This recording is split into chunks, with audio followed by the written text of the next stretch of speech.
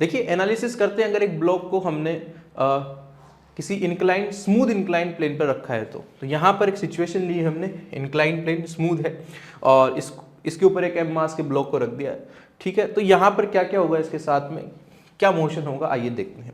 तो जब हमने इसकी एफबीडी बनाई तो हमने देखा कि यार ये एम मास नॉर्मल कांटेक्ट आएगा due to the contact between the block and the inclined plane, तो हमने उसको दिखाया N, okay. mg due to the gravitation pull, हमने जब एनालिसिस किया तो हमें पता चला कि नॉर्मल और जो mg इनके बीच का एंगल भी थीटा है which is equal to the angle of the inclined plane, right. यहाँ पर mg कंपोनेंट किए mg cos theta mg sin theta, यहाँ पर हमने डायरेक्शन मानी है y direction and x direction, x direction is along the inclined plane, y direction is perpendicular to the inclined plane, right, okay.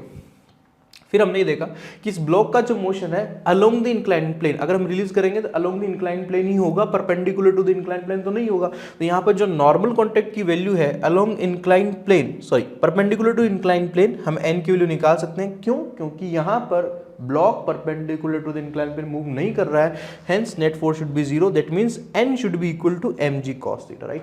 Similarly अगर हमें देखूं कि अलोंग द इंक्लाइंड प्लेन इसका एक्सेलरेशन कितना आया था, तो इसके लिए न्यूटन सेकंड लॉ लगाएंगे, along the inclined plane which is equal to mg sin theta force is equal to ma, so a will be g sin theta. तो आपको याद रखना है कि अगर किसी ब्लॉक को हम इंक्लाइंड प्लेन के ऊपर रखते हैं तो यहाँ पर इसका along the inclined plane acceleration आता है g sin थीटा, एंड जो नॉर्मल कांटेक्ट है वो आती है n is equal to mg cos theta.